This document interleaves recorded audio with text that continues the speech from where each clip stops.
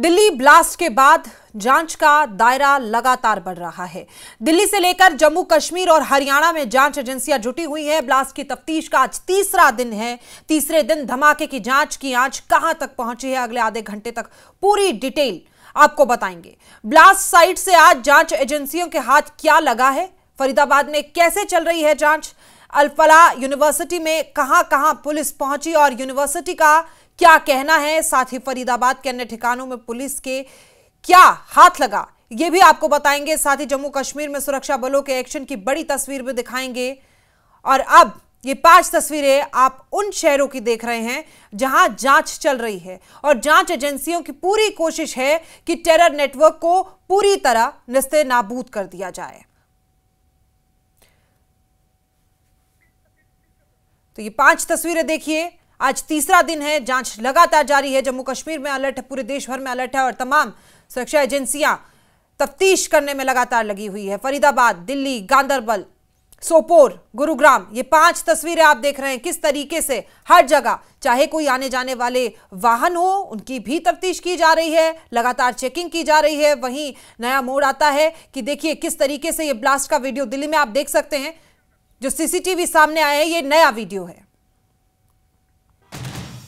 तो ये देखिए, प्रधानमंत्री नरेंद्र मोदी एलएनजेपी अस्पताल पहुंचे हैं। इससे पहले आपको बता दें कि केंद्रीय गृह मंत्री अमित शाह वहां पहुंचे थे और इन्होंने घायलों से मुलाकात की जो इस हादसे में घायल हुए थे और इन्होंने तमाम अधिकारी, सीनियर वरिष्ठ जो अधिकारी हैं, उनसे भी मुलाकात की है और साफ तौर पर कहा गया है कि न्याय जरूर मिलेगा। जिन्होंने भी इस घटना को अंजाम दिया उन्हें बख्शा नहीं जाएगा।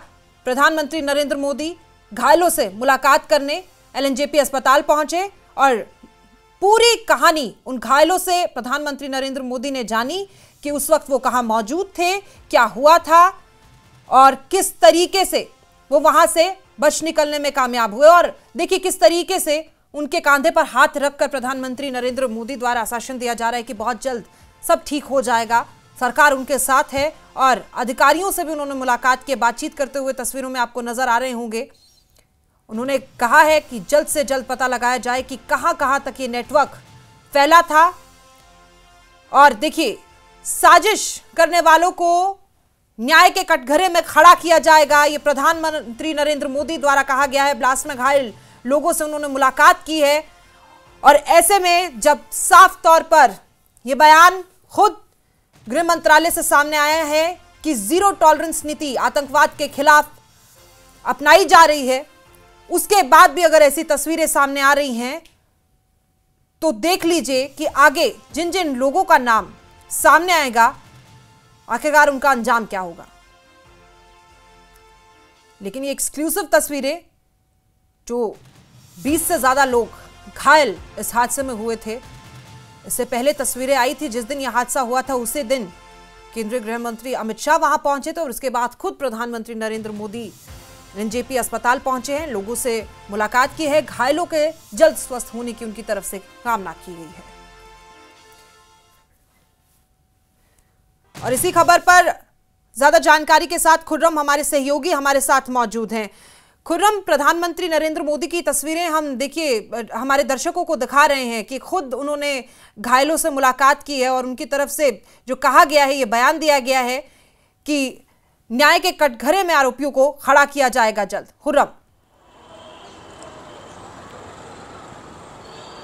देखिए, तो प्रधानमंत्री ने पहले ही कहा था और जब वो भूटान के दौरे पर गए थे उन्होंने वहां पर भी कहा था कि वो बहुत भारी मन से यहां पर आए हैं और जो भी इसके गुनाहगार हैं उनको बख्शा नहीं जाएगा। इससे पहले भी प्रधानमंत्री इस तरह की बात कह चुके हैं। जब चाहे पहलगाम की जो घटना हुई थी, उस वक्त भी प्रधानमंत्री ने बिल्कुल नपे तुले अंदाज में साफ तौर पर कहा था कि जो भी गुनाहगार हैं उनको छोड़ा नहीं जाएगा।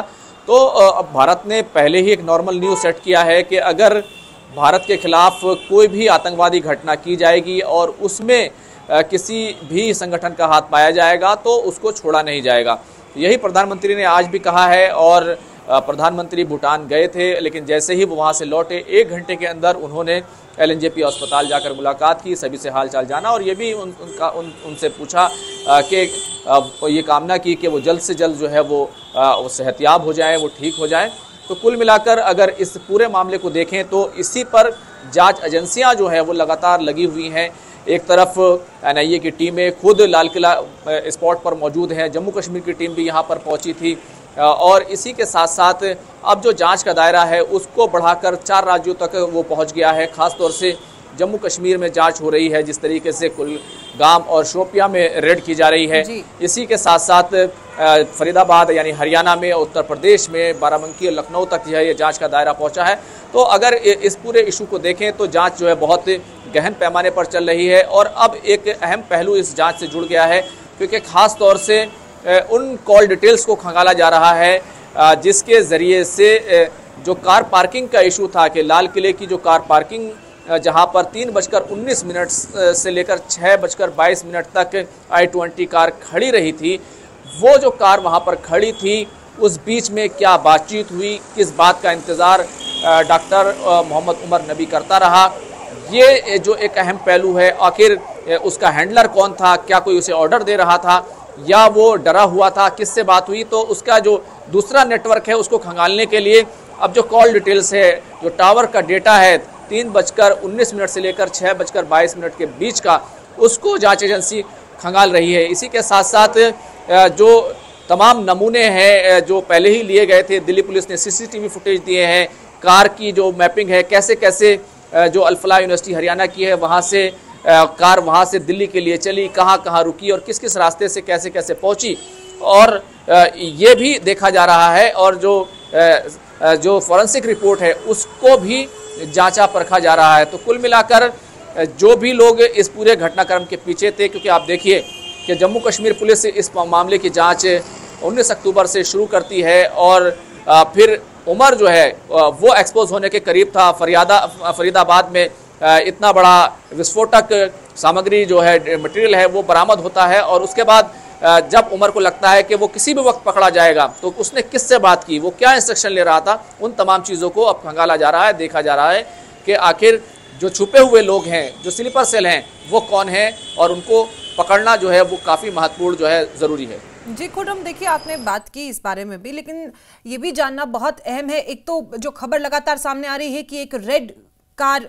फोर्ड इकोस्पोर्ट की भी तलाश जारी है। उसके अलावा जब उन्हें, जिस डॉक्टर की आप बात कर रहे हैं, उन्हें लगा कि उनकी प्लानिंग फेल हो गई है और उनके राज खुलने वाले हैं, ये भी एक बहुत बड़ा सवाल अभी बना हुआ है कि क्या ये सोची समझी साजिश जो दिल्ली में हुआ, जो लाल किले के मेट्रो स्टेशन गेट नंबर 1 पर हुआ, जो इतनी बड़ी मात्रा में विस्फोटक सामग्री बरामद की गई, क्या वो एक ही जगह के लिए थी या प्लान कुछ और ज्यादा बड़ा था?